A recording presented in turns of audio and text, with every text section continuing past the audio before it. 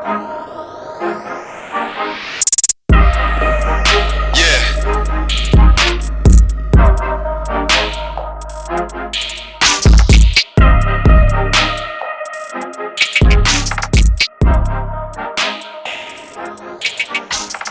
back to this week's episode of Hotter Than Health. My name is Eliza Gelman. Welcome. As you know, we are in the middle, actually 75% of the way through with the Hierarchy of Movement series. This is a series 4 episodes long, going through what I prioritize as what I believe to be the most foundational and overall most important types of exercises, how to incorporate them into your lifestyle, and essentially what I believe should be the prioritization of these types of workouts. 2 weeks ago, we did resistance training. This past week, we did a little bit on zone 2 training, but mostly about recovery. If you want more information on zone 2 training, I have 2 episodes out. You can just search cardio, you can search zone 2, you can search whatever you want, but there's 2 episodes breaking down zone 2. And that's why I didn't feel like I needed to incorporate that, even though that is a part of my training that I do find important. Now, the last week we did recovery. I truly think that even going back and considering that episode that we did that came out last week, man, it's important. It is important. And I say this all because the past week or so I have been traveling. We got back yesterday, and that was the first time in, I think, 8 nights that we had been out of town. First, we were in Wisconsin for a wedding. It was so much fun. Then I went to Chicago, and then I was in Boston for a night with my amazing family there. But yeah, whoa, buddy. It was a lot of travel, and it really just takes a toll on your body. And I think that had we gone home and immediately pushed getting back into the gym with high intensity, I think it would have been a challenge. So we came back, rested, and we did a hot yoga class, and then we did some light weights and more zone 2. Essentially not super exasperating ourselves until we had a couple good nights of sleep under our belt, and then tomorrow we're going to hit it hard with weights. Very excited. Either way, when we go into today's episode, this is something that has been near and dear to my heart and something that I definitely wanted to reintroduce. It's the HIIT workout, and yes, of course, we have heard about HIIT, HIIT, high intensity interval training. This is not new news. Like, not a hot take, nothing outlandish in this episode. I simply think that when we are either going through a fitness journey, we are trying to shake up our routine, or we're trying to build a routine that has a variety. Maybe you're someone who gets really bored of workouts and you want some variety. This is simply a way to arm yourself with more information, how often you could be doing these workouts, and at what point do you know, okay, it's time to scale back, focus on a different kind of workout, and okay, it's time to push the gas on the HIIT workouts, and that might be more productive for my body. As you know, you guys, I'm a girl, and I also go based on my real life experiences. And if you are someone who tracks your cycle, or you're interested in learning more about how hormones affect your cycle, obviously I am not a medical doctor. This is not medical advice. This is just how I have observed my body and heard from other clients, friends, people in this wellness industry, personal trainers. This is also what I've learned from others.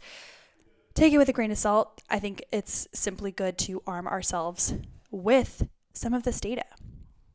Now, when you think of HIIT, we think quick, efficient, short workouts, but you're going to sweat. It's going to be tough. Essentially, what we're doing is looking at the science behind it, how HIIT can benefit us in our bodies, some of the most effective workout examples, and then a little bit of research to back it all up. Because as you know, Hotter Than Health is actually structuring the episodes. How amazing is that? And then again, the reason I thought that this whole topic was going to be important was because it's such a popular workout. Even things like Barry's Boot Camp, which are so fun, or Orange Theory, or maybe even just Peloton classes, or having only 20, 30 minutes. Maybe you're a parent, maybe you have meetings, maybe you're traveling and you don't have much time. We're in a busy world, and sometimes efficiency is what we need.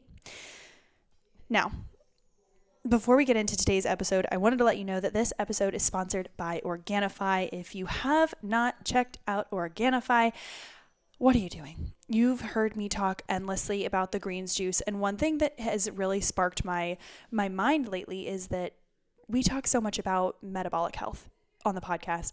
And when it comes to our metabolic health, it also has to do with what we are eliminating. And with proper elimination and a regular conference calls and going number 2 every single day, yes, you heard me, every single day, why wouldn't you want to take a product daily that was not only great for you, but great at helping you to eliminate toxins and excess hormones and ensuring that you are regulating your gut health? This is why I love the Organifi greens juice powder. We are actually taking one of the biggest trips of our whole lives in about a week. And when I tell you one of the top priorities of what we're packing, it's going to be the travel packets of green juice. I had it in Wisconsin, I shared it with the entire family, had it in Chicago, shared it with my boss, and then, of course, had it as soon as we got home. You can check out Organifi at Organifi.com/HTH. Use the code HTH for 20% off. You can use that code for any of their products.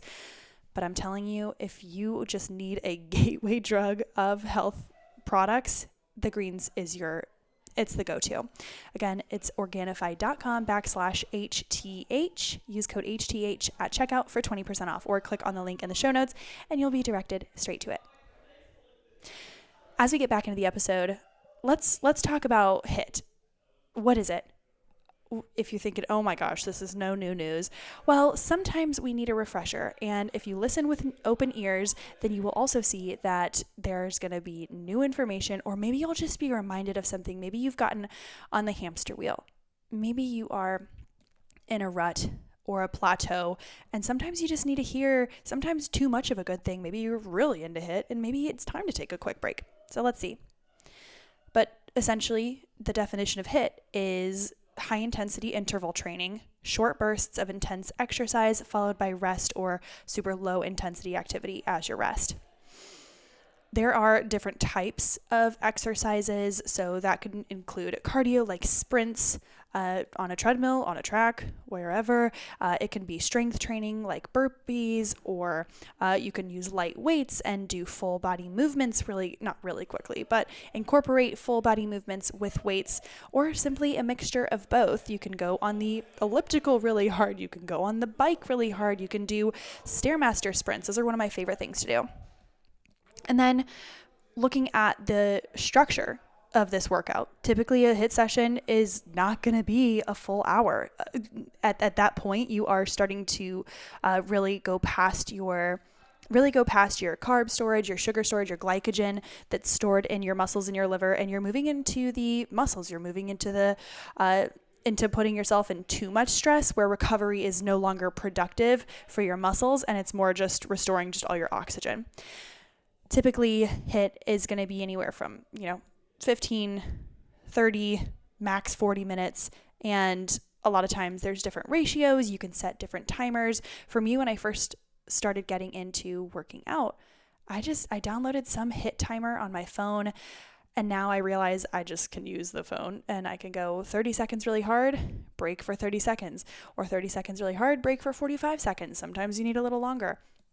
Also, the intervals can be anywhere from like a minute, or who knows, but something where you're going pretty hard, pretty max effort, so that you need that break.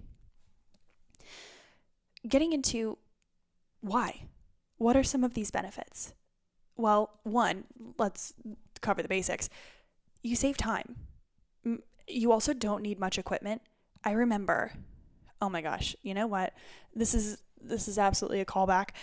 When I was in college, this was in 2000 and maybe 15, 16, 17, and BBG was getting huge, which is like what was it called? BBG, build bodies. I don't even know, girls. It was something that Kayla It Seems came out with, and she really, really hit it hard. She built this massive community on Instagram about HIIT workouts and workouts in general. Built this huge community, and being a BBG girl was like, you followed a guide. There were tons of different timers, and there was an app, there was a website, you could download a PDF and get all of these workouts. And it was like the thing to do in the fitness space if you were a girl. I remember I did a challenge, and it was, 4 days a week of HIIT workouts, and you would set a timer for 30 seconds. You would be like, okay, 30 seconds of burpees, break. And I still remember the timer and having the person saying, break, go. It was awesome. You felt like that anticipation of, oh my gosh, timer's almost up. You're almost out of rest. You gotta get back into it. It'd be burpees. It would be commandos, where you're in a plank.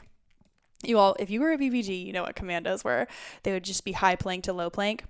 Some people call them Supermans, but commandos are what she called them.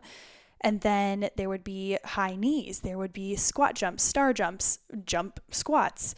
There would be so many different kinds of jumps. And essentially the goal is to get your heart rate up really high, recover for just a little bit, and as soon as you start to feel a little bit recovered, it's time to go again.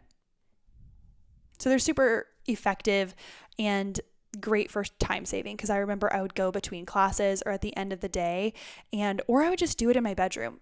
My college, it would be in the mountains, App State, in the mountains of North Carolina. So if it was wintertime, I would be like, how do I just get my body warm? Because obviously the houses in Boone had no insulation, so you're always just cold. And so I would just push-ups, jump squats, whatever you could do to get warm. So the roommates and I would do it. It was so fun.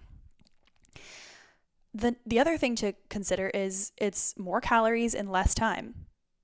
That's when you're also thinking of, okay, what are you comparing this to? More calories than what? And I do believe it's more calories than regular cardio or a lower intensity workout that maybe you would have to go for an hour-long walk to burn the same amount of calories you would burn in a 15-minute HIIT workout. Or maybe you get the picture. There is something that we spoke about in last week's episode about building resistance, or the resistance. No, sorry, 2 weeks ago. The first episode we talked about something called EPOC, which is the excess post-exercise oxygen consumption, essentially a fancy word for afterburn effect. If you listened to 2 weeks ago when we were talking about resistance training, we talked about afterburn effect, which is essentially your body burning calories even after the workout ends, because your body is still trying to recoup some of the oxygen levels that it's lost. And it's essentially like huffing and puffing still a little bit after your workout. That could last anywhere from an hour to a few hours, depending on how intense your workout was. There are a lot of studies citing that it improves heart health. I genuinely am a big believer in just foundationally moving your body each day is going to help your cardiovascular health. I'm not saying, like, if you have heart issues, if you got a stent in and your doctor is saying keep your blood pressure really, really low, or moderate your blood pressure, maybe you struggle with high blood pressure for whatever reason, having some of these workouts, that's definitely going to be up here to your discretion. Essentially saying that this can improve heart health more effectively than moderate intensity continuous training, but I genuinely just think that is so per person based on what your doctor says. But I mean, move your body. Move your body. Move your body. Move your body. Then there's fat loss and muscle retention. We are going to tap into this a little bit more. Reason why it sounds so good. Oh my gosh, why wouldn't everyone do HIIT? Why wouldn't this be our number one if our goal is to retain muscle and fat loss? Why wouldn't we just do, 15-minute HIIT workouts 3 times a week and then resistance training 3 times per week? Yes, HIIT is great for fat loss because you are burning. It also preserves muscle mass, making it definitely a preferred choice if you want to get lean. But we're going to talk about some caveats with that. I just think that I'm not trying to overcomplicate things, but there are some things that I think people get so addicted to the high, the efficiency, and the adrenaline that can be found with HIIT workouts that I sometimes think that there's a time when we're really toeing the line between these workouts being productive for us and not being productive for us. We're also going to talk a little bit about how HIIT can boost your metabolism and how it can help regulate. Well, I guess we can just talk about it now. We often talk about blood sugar levels and why that's super important. And in previous episodes, I have mentioned that in other countries, lots of doctors are out there now talking about type 2 diabetes. And America is leading the pack with type 2 diabetes and having a population or a people with having a high amount of people with type 2 diabetes. In other countries, oftentimes they are calling Alzheimer's type 3 diabetes. They're really using type 2 diabetes to show, hey, this is not a small risk. This isn't just about weight. This isn't just about looking unhealthy or appearing unhealthy or feeling unhealthy and about insulin. This is about also how it affects your brain. How is this going to affect your longevity? If other countries are calling Alzheimer's type 3 diabetes, that should show you that there's more correlation than just an aesthetic. Metabolic issues such as cancers, again, we went super deep into this on the first episode. So really go back if you want to learn more about in-depth metabolic health with resistance training.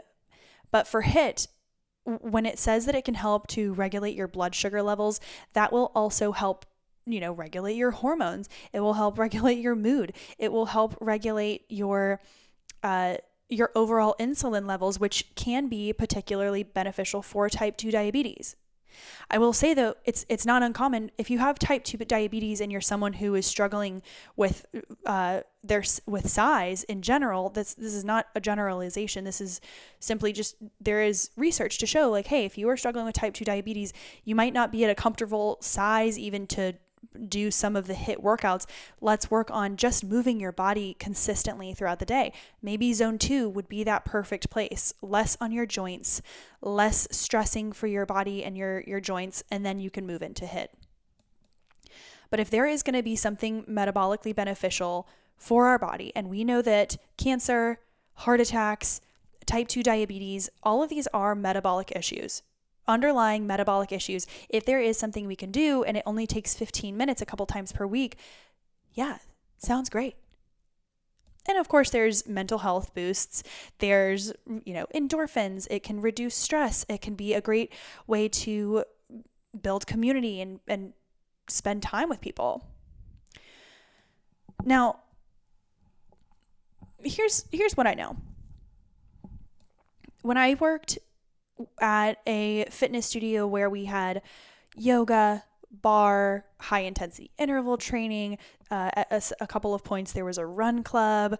There's slow yoga classes. I mean, this gym had a lot. It's Hilo Fitness. It's an incredible gym there are several locations now. There's 2 in Charleston, or 1 in Mount Pleasant, 1 in Charleston, 1 in Knoxville, and I'm sure Nexton is a thing. So be on the lookout if you're around Charleston. And what I did notice though, this is honestly a testament to how awesome Hilo was. We would see so often people got so invested in the community, in the results, because people would see results. People would be shedding pounds, losing fat, really having good energy, feeling great. It would get to a point where they were doing these super high intensity classes, and it was weights and cardio. And then some classes were more leaning towards cardio, some were more leaning towards weights. So you could definitely be more selective. There were also, you had options in class. If you're like, hey, I'm not doing cardio today, you could just do weights the whole time.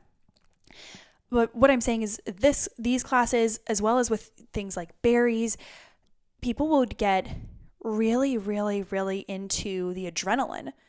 And they'd say, oh man, I'm so exhausted, but I know as soon as I get in the room, I will, loud music, bright lights, adrenaline.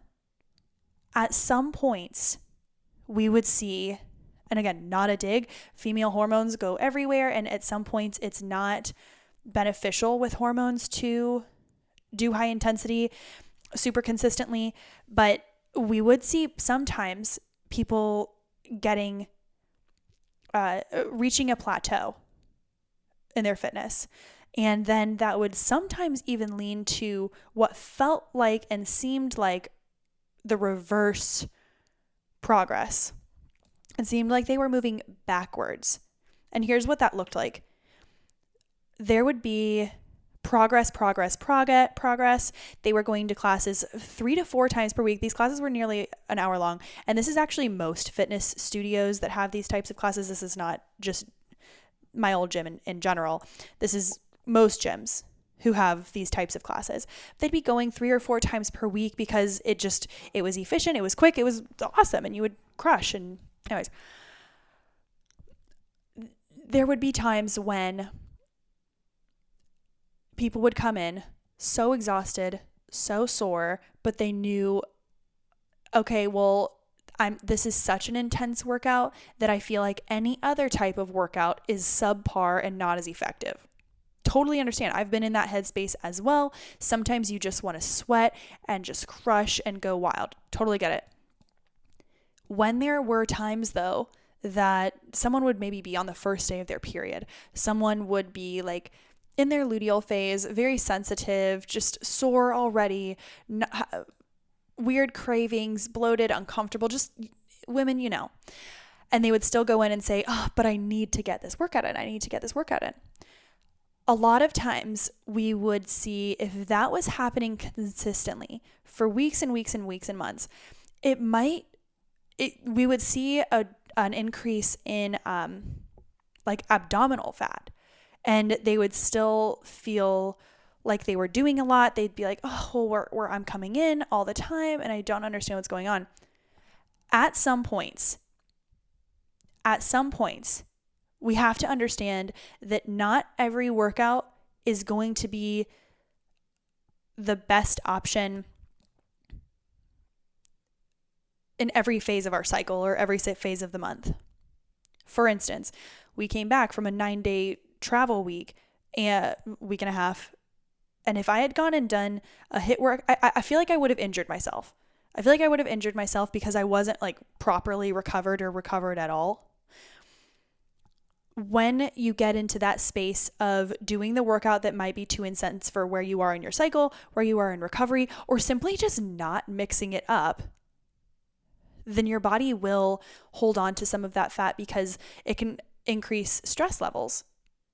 These were high adrenaline, high cortisol pumping, especially if you're doing them in the dark in the morning, 5 a.m., or at night when it's close to bedtime. It can impact the sleep cycle. There's definitely different times that it is more beneficial, i.e. A couple days into your period for the next 2 or 3 weeks, 2.5, 3 weeks afterwards. And then maybe you would go into those classes and you just wouldn't do the HIIT part. You would just slow it down with weights, or you would take it a little easier.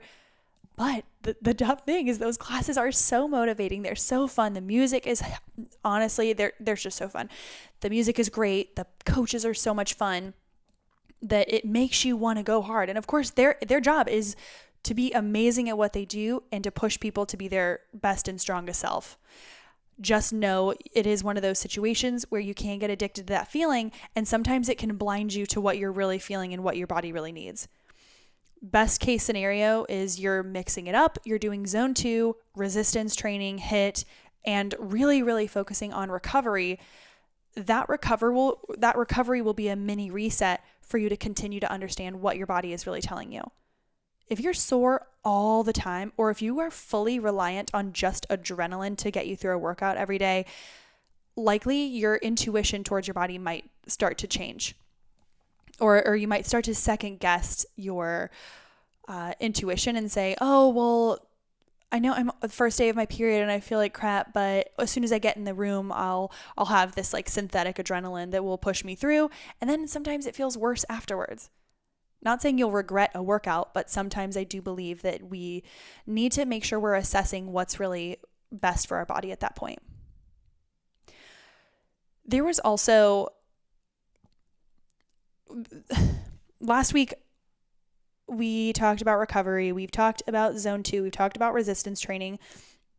There's also a misconception that some people think that HIIT is dangerous for beginners, or it's only for athletes or people that are super, super, Olympians, or they're training for the Columbine, or I'm sorry. Hello? Oh my gosh. Scratch that, reverse it. Training for Combine. And they are intense athletes. That's not the case. If you go out there, look, if I am watching the Olympics and Simone Biles is going out there doing bars and flips and all I can do is basically like somersault into the cheese pit.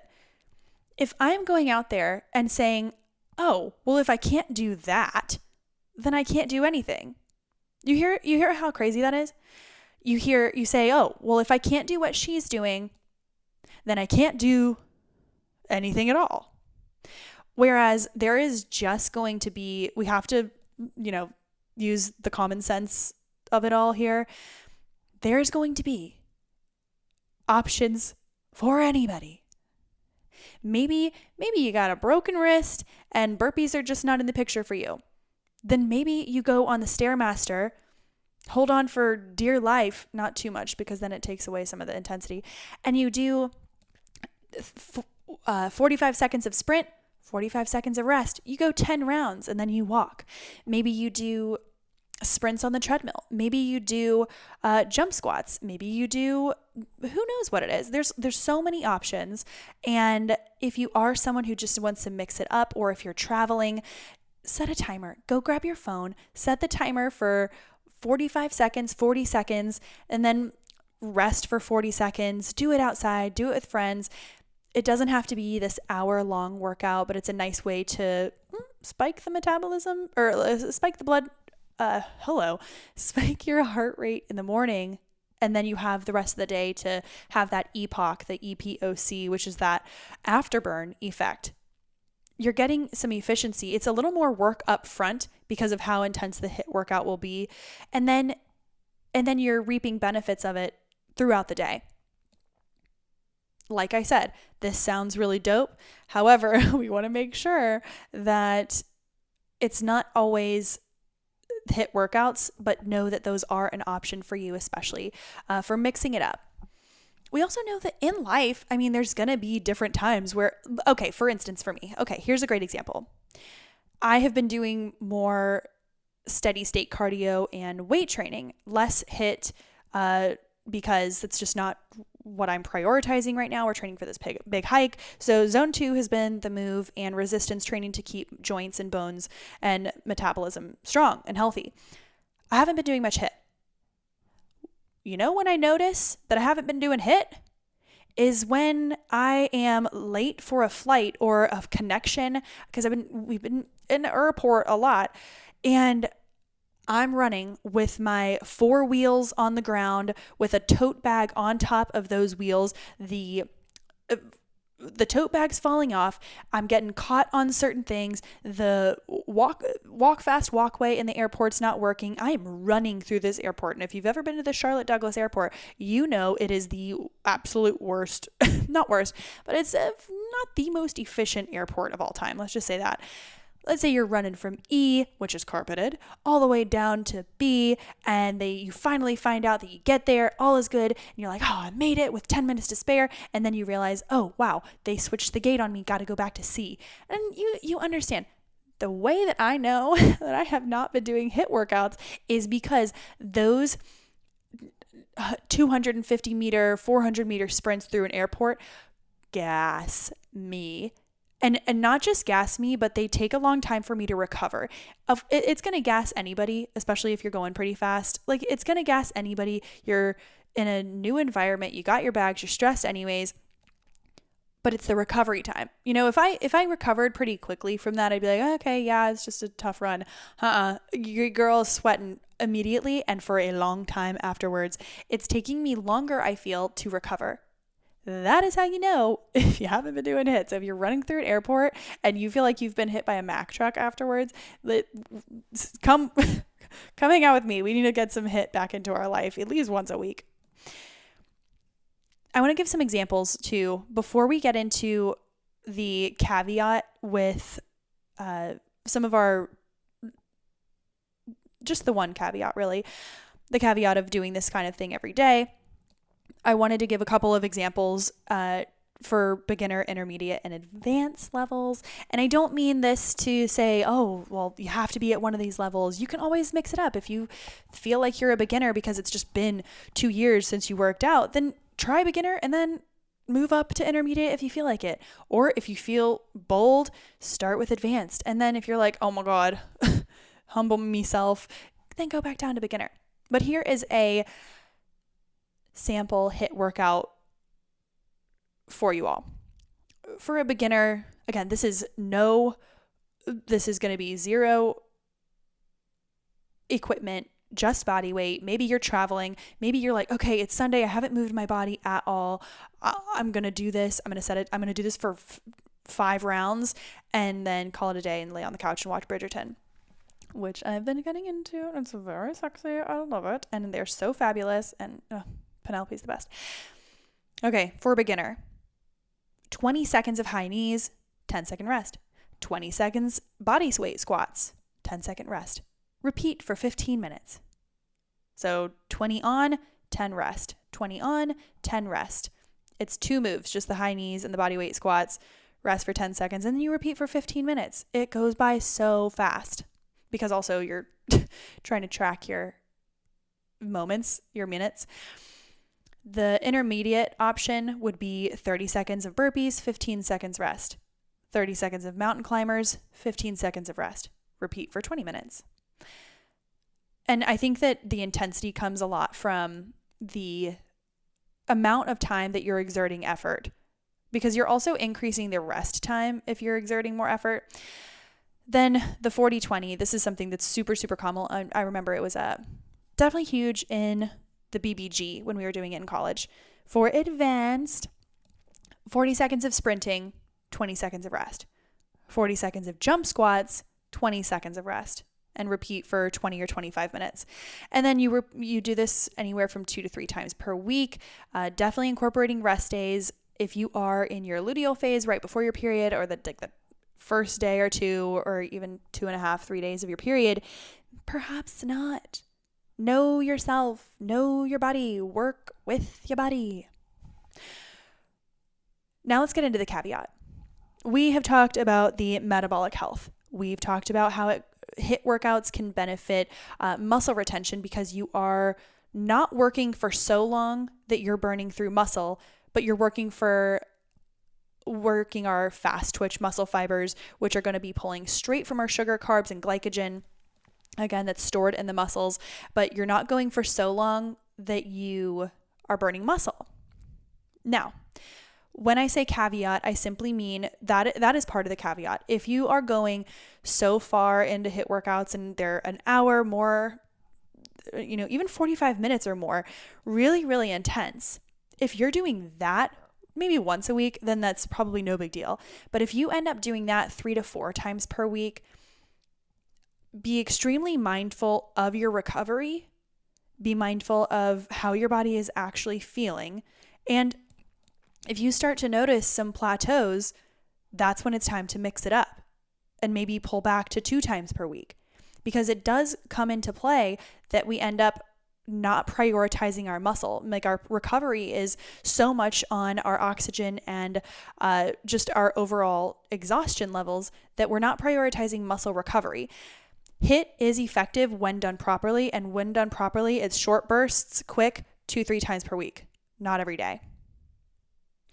Also, if you are an anxious wreck, let's say you go into, and I say these things knowing that this is how it happens. Like, I'm saying these things because I used to do them, and I can see so clearly when someone is getting into this phase. Let's say you are someone who is not really a big breakfast person and you're more of a, oh, well, I'm going to have an iced coffee or a latte in the morning and that usually fills me up. Well, it's not filling you up actually. It's just suppressing your hunger. And it's also slightly dehydrating you, which is going to make recovery for your workouts tough. But here's what I see happen. They think, oh, this is a quick workout. Yes, it's intense, but it's really quick. And then I can go about my day. I see this happening. You wake up, you have a little water, you do your little morning routine, you go out, get your HIIT workout, and then you immediately have water and an iced coffee afterwards, which once in a while, no big deal. If this becomes your norm, you are spiking your heart rate, which is going to cause your heart rate to beat fast, pump lots of blood really quickly. You're going to get into that high stress state, which is a good thing for that workout. You want your body to be in that mode to work efficiently and get your energy. However, especially if you're doing that in the beginning of the day, but if you're then just not refueling your storage, then your body has nothing to build muscle with. And it also, if you're just having coffee afterwards, going to dehydrate you, suppress your appetite, and it's going to continuously boost those cortisol levels. The reason why this world is so stressed, the reason why people have such anxiety and anxiousness is not always because of just social media. Like that's going to be a whole tangent. I will not. Rewind. Having those anxious thoughts and feelings. In some ways, there are absolutely ways to move away from those anxious feelings. Working out should feel good, or at least not make you extra stressed for the average person. And when we are doing things to increase our cortisol levels throughout the day, they should be pretty high in the morning. But then you want to fuel yourself, still get some fat, carbs, protein, fiber in before you have that coffee, so you're not just spike your blood sugar, because you don't want high blood pressure, high heart rate, and high blood sugar. That's going to give you a panic attack. Let's not get into that HIIT workout, iced coffee, don't eat until noon or 1. Carry around an RX bar in your car and a banana, so you're getting some carbs and some protein. Carry around some electrolytes as well. And if you're not like a big breakfast person, find something that works for you. Maybe you even just get a scooper of Organifi protein, shake it around in a bottle, and you enjoy that. Don't let it be an excuse, because I can guarantee if you get into that type of system 3+ days per week, then you're going to be slowly over time start to feel adverse effects of what could be a really potentially great workout routine. Man, I really believe that there are so many benefits to HIIT workouts. I think they're fun, they're efficient. You can do them with friends. If you're at a bachelorette party, you can always do these as a group. Like there's something about a timer that makes you be able to really fight through any workout. And you never regret it, I really love HIIT workouts, incorporating them once in a while. I think I need to do a little more of that, to be totally honest with you. It's not my absolute favorite, but when I do get into it, I always have a good time. Highly recommend. Great for metabolic health if done properly. Really great for challenging your threshold for your oxygen level, for your capacity for high intensity, really just training you to run through an airport. That's what the high intensity interval training will do, is train you to run through an airport. And if you don't have to do that and you fly private, then please go buy Organifi. So anyways, I appreciate you all listening. Next week, we are either going to be taking a break or going straight into the last of the 4-part series we started with for the hierarchy of movement. We started with resistance training, building resistance. Then we went into recovery, which honestly, I am so proud of those 2 episodes. I'm proud of this one as well, but those were really bangers. And then this episode obviously is about HIIT. And then we have our final episode in a week or 2. I'm going to be out of town, but I hope you all listen to this. I hope you enjoy it. I hope you get so much out of it and enjoy the rest of your week. Like, subscribe, share this episode if it has had any type of value or reinstated anything that you already knew that was you just needed to hear again. Thank you for listening, and we will talk to you next week. This week's episode is also brought to you by Modern Salon and Spa. I go to the Modern Salon and Spa in Charlotte, of course, Charlotte, North Carolina, in the city, and I go to the South Park location. I always see my girl, Tu. She is the best. Last time I went in there, actually, I said, you know what? I want to embrace the change of seasons, and I asked them to take out some of the blonde highlights, replace them with some chocolatey, honey-colored brown, and they delivered. I really feel more like myself. I feel like it is so me. I love the products. I love the people, and it really does feel like a spa every time I'm there. I've actually been going to Modern Salon and Spa since I was in middle school, high school, and it's just gotten better over time. If you're in the Charlotte area looking for new color, cuts, blowouts, make sure you head out to Modern Salon and Spa. South Park area is my favorite. Tell them Eliza Gelman from Hotter Than Health sent you, and they will hook you up with a little deal. Again, that's Modern Salon and Spa. Let them know that Hotter Than Health sent you.